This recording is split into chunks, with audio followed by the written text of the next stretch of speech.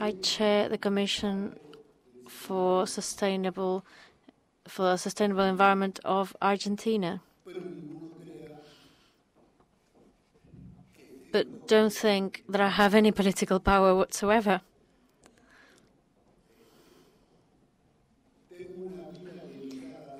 My life is dedicated to culture.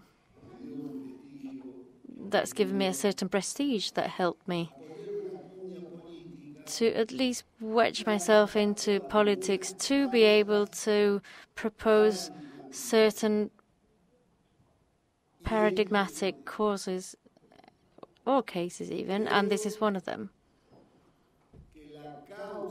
I believe that the cause for the rights of nature is a true conceptual and cultural revolution, perhaps even the greatest revolutionary contribution that could be achieved in this century. You shouldn't be surprised, and I'm not exaggerating. We have had hundreds and thousands of years of colonialism, which has entailed utter destruction, where human beings were the center of the earth and nature had to be its subject. We have had centuries of slavery, of lands and peoples sacrificed and murdered. That's the history of bloodshed, of colonialism and of neo-colonialism that is still governing our countries in the south. We are facing a major cultural struggle. And I use the word struggle because there were extraordinary achievements over the last few decades. And all thanks to an extraordinary level of patience and willingness to mobilize in provinces that are far away, impoverished, but whose peoples rose up against the destruction of nature and pollution. In Argentina, 8 provinces mobilized. Their people stood up, and after years and years of struggle, they achieved the ban of huge mining projects.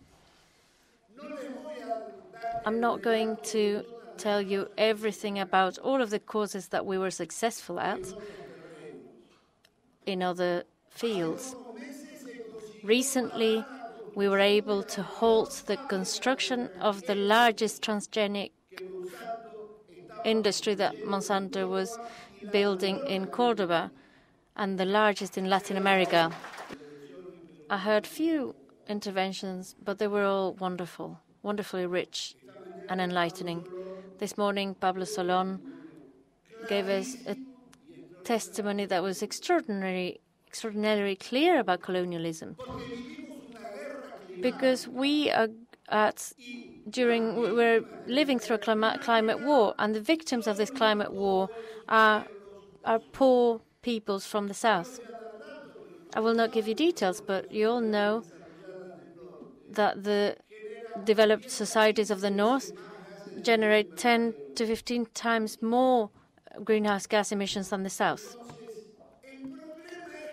So the problem is, how do we change this status quo? I believe that there's plenty of testimonies. I believe we are fully and beautifully aware. Now, all that is left is to conquer. The same old story. Can we change reality? This is an economic struggle. All those 90 corporations don't do the things for nature. An economic struggle pillages that is destroying the world. This is a political and military struggle as well.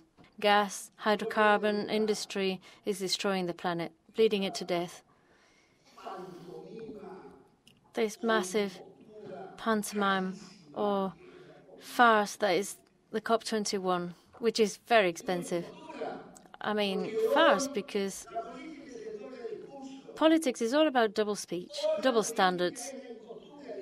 It's about gestures, image, lies, deceit. It's a massive, massive, it's an absolute disaster and tragedy. My country has the dubious honor, Alberto, of being among the 14 worst proposals presented at the COP21. It's an absolute travesty, even though Argentina is one of the 25 countries that pollute the most. Argentina was the first country where transgenic crops arrived, and as a craft carrier, it went straight to all the countries around it. Soy destroyed the forest. Nowadays, there's a genocide through food in my country. Even the most harmless green salad has 1 million pesticides and herbicides on it. Do you see this? And nobody controls this.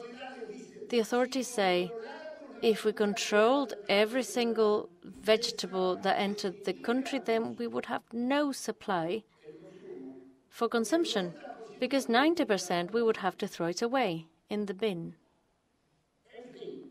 So anyway, we can see crimes against humanity being committed. I will come to an end by saying that we are raising the flag of the attack to the energy core, which is based on fossil fuels. We have proven through projects and studies that Argentina has an incredible potential to be a leading country in renewable energies. Wind energy is, because of Patagonia, is one of the countries with the largest potential, and alongside Bolivia and Chile in the northwest, Puna of Atacama, that's where the highest level of radiation arrives by square meter. So solar energy and solar thermal energy. So we fly the flag of our French colleague who just spoke. I understand him perfectly well, because agriculture across Argentina, the country of the Pampas, where the cattle was fed with grass, nowadays is all fed antibiotics and hormones. And that is transgenic agriculture.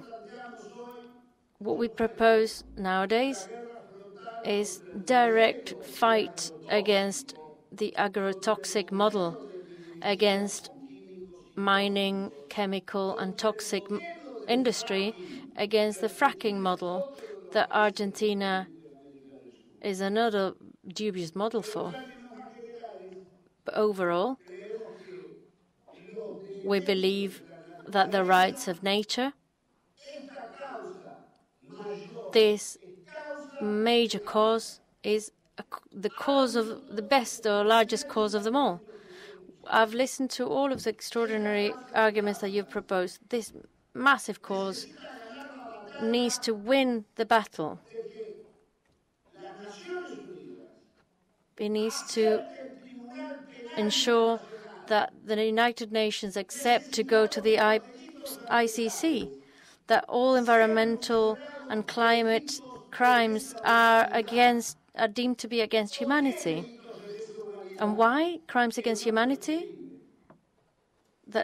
Because environmental crimes, which do not come to an end, do not expire, can be proven right at the time, and they continue to have effects for a long period, and they damage entire populations.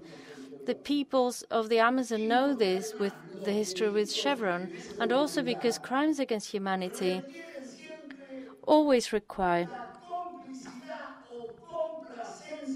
the complacency of governments, or governments being complicit. Therefore, they can be seen as crimes against humanity, such as those related to terrorism, wars, and others that we know as well. So, my last few words. I would like to celebrate this assembly. I would like to thank the organizers. I hope this tribunal will continue to multiply across the continent and across all continents. And let's think as a core subject how we can support the mobilization of our own peoples in this massive cultural struggle. We live in media-fueled communities that are in turn very misinformed. This is a cultural battle because we are transitioning right into a full-bloom technical scientific era.